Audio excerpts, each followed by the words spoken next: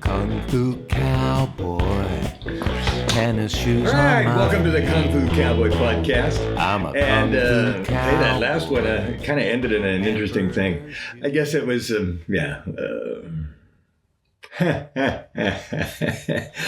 but yeah, okay, but let's move on. Okay, check this out. It says Song Singles by Kung Fu Cowboy. Get the reflection up there.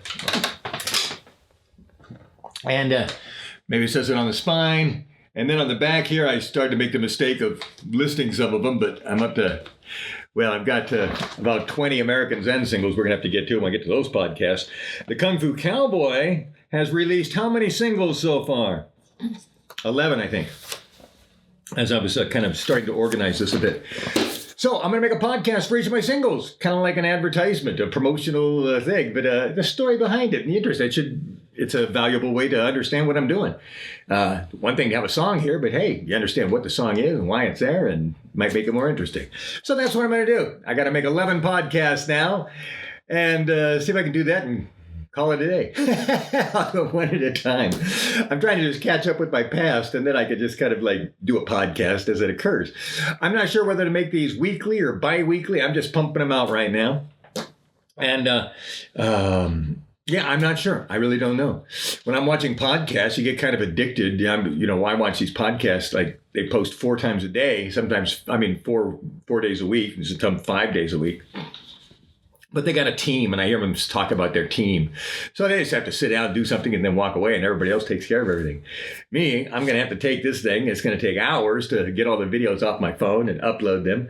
Then I got to organize them. Then I got to trim them. Then I got to edit them. Then I'm going to have to make the front ends. I got to make the back ends. And I'm going to have to write out, and then I upload them, and then I'm going to have to fill out all the information on the upload. It's a lot of work, let me tell you, and all by myself. It's like all the things that I'm not doing. It's good to be doing something, which is one of my dilemmas. Ever since I got cancer, and I was given 2 months to live, you kind of realize the finality of life and the importance of getting things done and completing projects. So kind of that's what I'm doing. I'm kind of going backwards.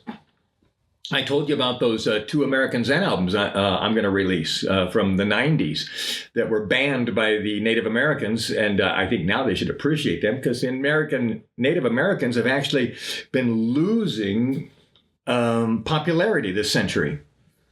That's my judgment. Hopefully they would say something different. But even looking at podcasts and radio shows, they're all fading out and disappearing. Even my chief was Richard Swallow or Richard Sparrow Eagle, depending on how you translate his name. The story he told me was that when the white men were giving his great-great-grandpa a name, he tried to explain what his name was in Lakota, and they couldn't understand him. So he pointed at a bird, and I guess it was a bird. He said, "Oh, swallow, a swallow bird," which probably wasn't him, but he named him, so he became Richard Swallow or something. Maybe they gave him the first name, but anyway, he was actually supposed to be Richard Sparrow Eagle would be the translation of his name. So he's got the legal name that the American government gave him of Richard Swallow, but he's got his Native American name, which I believe was Richard Sparrow Eagle. Now, what makes that interesting is he had a brother, and I thought his brother's name was David. And Richard Swallow passed away, and we were the same age. And he passed away, but he had a brother, and I think I may have seen him from a distance. But he said his brother was totally opposed to what he was doing. In fact, this was in the 90s before the rainbow thing became the gay pride type thing, I think. And he was trying to promote the color rainbow as all races instead of all sexes and sexualities. And so he was promoting this rainbow concept back through the early 90s, 94 and 95, 96, 97. Those are the years I was really hooking up and mentoring with him. But anyway. Lots of stories there, obviously. But he's got a brother, and I thought his name was David. And I found some videos by a David Sparrow Eagle. I think I'll have to check. But he resonated with me, and I got the impression that might be his brother. And his brother was against bringing the white people to the reservation. Like, he brought me there, and I did my vision quest and my Hanbleche, as they call it, and spent time on the reservation with him and his father. And his brother was against that, evidently, from what he told me. He didn't believe in this rainbow concept, all nationalities are one type of thing. And I think that's unfortunately worked against them. It's not like I wanted to erase their core. They shouldn't have looked at it as erasing their culture. They should have looked at it as expanding their fan base. And I think that by closeting and restricting a lot of people's viewing and participating in their rituals and things, they lost interest, and the elders are all dying off or dead, and those last generations are all gone. This guy may be the last. I hope he's still around. Some of these videos aren't real recent, but the point being is when some of these elders are gone, this new generation, like my kids, they're not carrying on my traditions. The millennials at the reservations, they may be very similar, and they may be giving up their past traditions. Now, I know that's not true. I have seen some videos where they've actually released a really cool movie, evidently, about from Lakota, and they are trying to promote their young people to do some things like that, which I think is great. In fact, that's one of my goals, is to help them promote their culture. Where, if I ever got the chance, I mean, what are we talking? That's 30 years ago. For the last 30 years, I could have been helping them and bridging the gap between them. And anyway, I would have been honored, and I would have done that wholeheartedly. But there are many people like me who are even sympathetic or participatory in their rituals left. And the people on the reservation aren't much into the rituals. And from studying the videos, it looks like there's been a huge decline in public awareness of them, or appreciation or interest in Native American culture. So I think that's wrong. I'm only pointing it out because I feel saddened for that, and I regret that, and well, for them, for America as a whole. So anyway, how did I get off on that tangent? Anyway, let's get back to these things. Oh yeah, I was talking about releasing those albums, so they're going to be coming out. But oh yeah, because I'm supposedly dying, but I want to go back and just start cleaning up my life and getting everything out there, because that's all I want. To me, I've done everything I want to do. I've had amazing sex, amazing love, amazing adventures in the ocean, in the mountains, in the deserts, in the forest.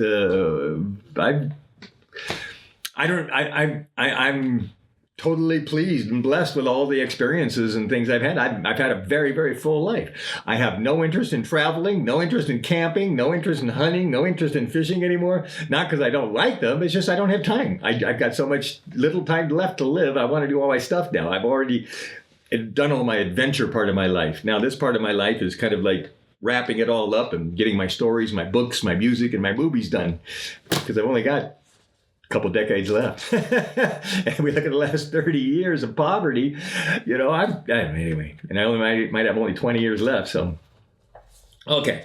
So anyway, where were we? Okay. So here we go. I developed this book to keep track of my singles, so I could be a record company to some extent instead of just pumping them out. I got to do some marketing and keep track of them. They're my inventory. So here we go, a podcast for each one. I actually thought it would only be like 5 minutes, already 10-minute mark. Scorpion Resurrection. This is for the song, not the album. Now, my first album is going to be called Scorpion Resurrection, which is, like I told you, it's the level 7 album of American Zen. And then I just kind of like added a bunch of stuff to it. And I'm not sure what other instruments and vocals or whatever I'm going to do to it, but all the songs have been kind of beefed up. Oh, I got some organ and keyboards on there and stuff. So I filled it out. I've made it a lot thicker. Same basic tracks though. But this is a song, Scorpion Resurrection, which is on that level album, but I beefed it up and I've released it as a single. Although the original American Zen one's also out there, so you can kind of compare them. So here we go. This is the Scorpion Resurrection song by Kung Fu Cowboy. And it was released when? The release date was August 13th, 2021. I finished my chemotherapy in August of 2021. I had I had 100 days. It was over 3 months. July, August, maybe September. So maybe I was in the middle of it. I'm not sure. I'd have to look. There's some memories I'm trying not to really remember. Anyway, this is right at the end or during my chemotherapy, and I managed to release this, which is another reason I think I was adding on to that music. I didn't want to create new music that would represent all the pain and suffering I was going through, the radiation and all stuff. So re-releasing that album was kind of a project that I felt wouldn't I couldn't, anyway. Okay, so it's been released. You can find it. Go find that song, Scorpion Resurrection. Okay, the beefed up version. And then if you go to American Zen and look for it, you'll find the original version. And the record label is Shaolin Records. Go to ShaolinRecords.com. Seriously, go there. I got all kinds of stuff there. You can buy stuff. You can buy it cheaper than you can buy it other places. And you can find albums and releases there that I never released anywhere else either. And then my publisher is Shaolin Music. I founded both those in 1984. I should be a billionaire by now, having a record company and a music publishing company for how many years? That's embarrassing. What, 50 years or something? And I still am in poverty. The composer of the song is Richard Del Conner and the Hippie Coyote. Now that might be a little confusing, and that's because when I formed American Zen, I was the record producer. In fact, I was even Richard O'Connor, not Richard Del Conner. When I became a Freemason, that's when I went back to my legal name. Anyway, Richard Del Conner's the composer, and the Hippie Coyote is a composer, and that's because I was going to let the Hippie Coyote is my alias, be him, let him, take the credit for the songwriting, like Elton John is the alias of whatever his real name is, and Dwight something, and but he just publishes all his music under the name Elton John, but he still collects all the royalties. So that was fine with me, to be the Hippie Coyote and the record producer and keep the name separate. But now as we get near the final end of my days and I can't take credit for anything and nobody knows what's what, it's like, well, I better put my real legal name on there so people can actually know who it is, because the Hippie Coyote, he's not famous. So anyway, so now I list my name in both Richard Del Conner and the Hippie Coyote. Now when I file my copyright forms, I often or usually put Richard Del Conner, pseudonym the Hippie Coyote. So he's usually on there anyway. And then if I get double royalties, well, they're both going to me. Not like I'll get twice as much. I'll get half as much twice. And anyway, the lyricist, Richard Del Conner and the Hippie Coyote. And the primary genres. Now, this is interesting. I released this through CD Baby. And this is another one of my dilemmas as I've been trying to figure out my legacy. I'm releasing a lot of these singles at DistroKid. But if I miss one annual payment of, $50 or whatever it is, I just take all my stuff down, disappears, and I'm not on the internet anymore. I'm not in the Spotify. I'm not in iTunes. I'm not anywhere. They'll actually pull it. They'll pull all my music down. That's part of the contract I signed. A lot of people aren't aware of that. In fact, I think my friend who recommended it to me wasn't aware of it. But I figured it out right before I signed up. But I decided to do it anyway, and you'll understand my marketing reason why I did it later. But it's making a lot of sense for right now for me. And I think economically it makes a lot of sense, which I'd be glad to explain. But let's just keep moving on because it's 14 minutes. The primary genres of this song, Scorpion Resurrection, are rock/rock opera. Because remember, this actually is not entirely true. Well, but we'll get back to that. The song I wrote, Scorpion Resurrection, was actually for the movie, which kind of makes it a rock opera. I actually wrote this for the screenplay, Kung Fu Cowboy Rock and Roll Movie 1. And I felt like it needed a subtitle, and a theme song, like a James Bond movie. So I wrote and recorded this song for the movie. So this is like when the movie starts, this is the song that starts the movie. This is the theme song. And I wanted to get Best Song in a Movie, award, because a lot of the songs in that movie that we planned to use weren't written for that movie. So I don't know if I could say that the best song in a movie is a song you just pulled from somewhere else. I think it should be written for the movie to be legitimate. So I wrote this song for that movie so that when that movie became famous and profitable and whatever, popular, that this song then might win best song in a movie. Actually, it was my goal. It's a great song. I love it. Anyway, there's a live version of me performing it at Kulak's Woodshed as I think Kung Fu Cowboy. I was already starting to call myself Kung Fu Cowboy. And it was recorded in 2014 on September, I think. Because remember, I released the album by American Zen in July 4th, 2014. And the secondary genre of this song, okay, so we're talking about this song, and you can tell me what you think. I have to figure out, well, what is it? Because my songs don't sound like really anybody.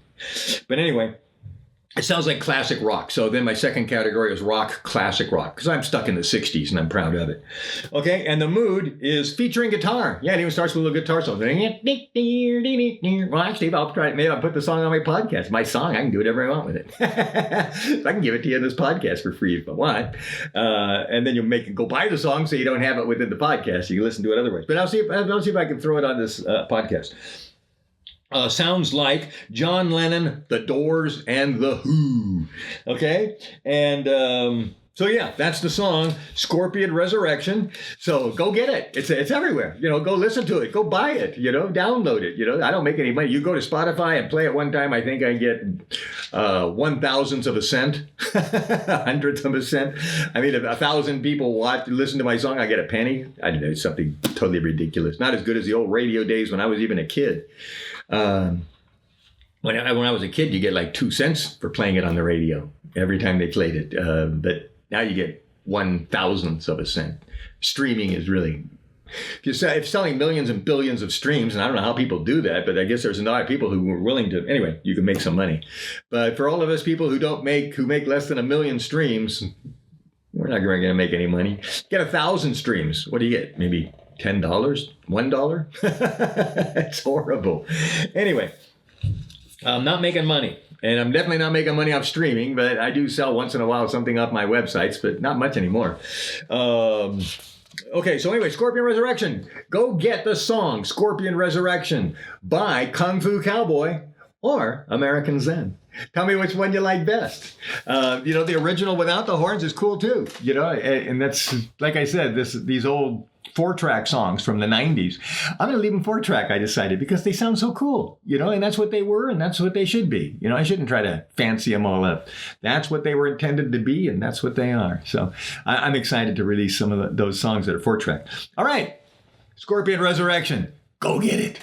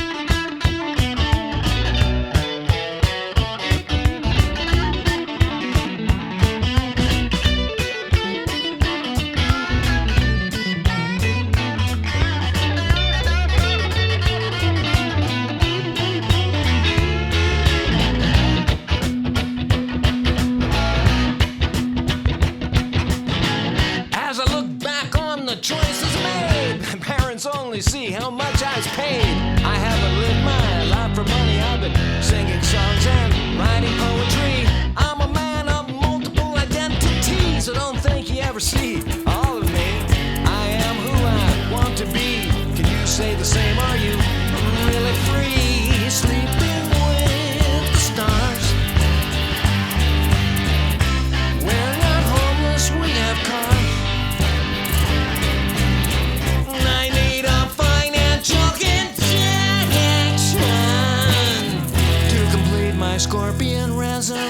direction.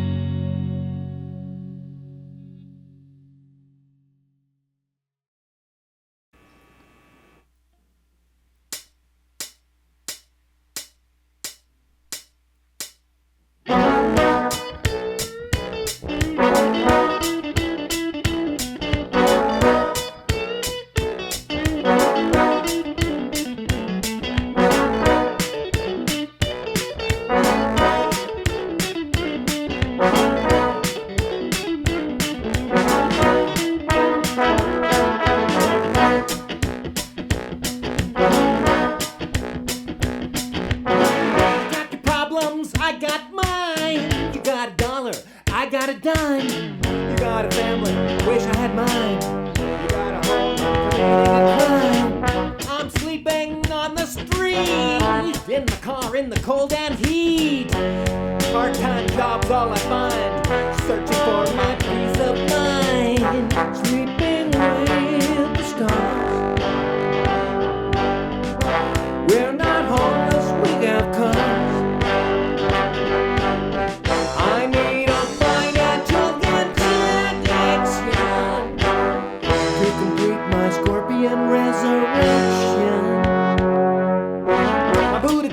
Shaolin Communications, along with Tai Chi youth, a playground in Atlantis. The Coyote clan was a wife and 2 kids, but now their religion's singing with me for rich.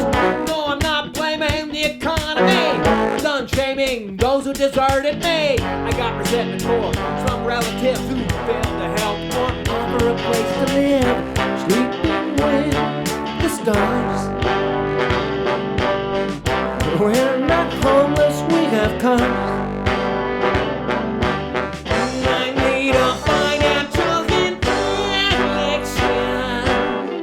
Complete my scorpion resurrection. Now I see the blessing, what could have been much worse. If I'd let them support me, their advice would be my curse. Parents want peace of mind when they go to bed each night. So for their security, they know what's right.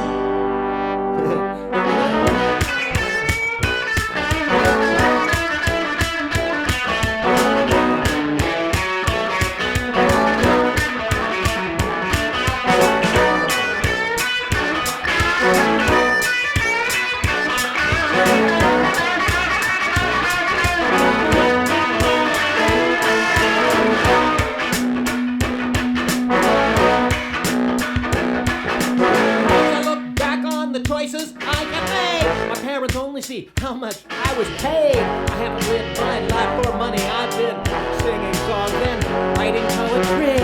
I'm a man of multiple identities. I don't think you ever see all of me. I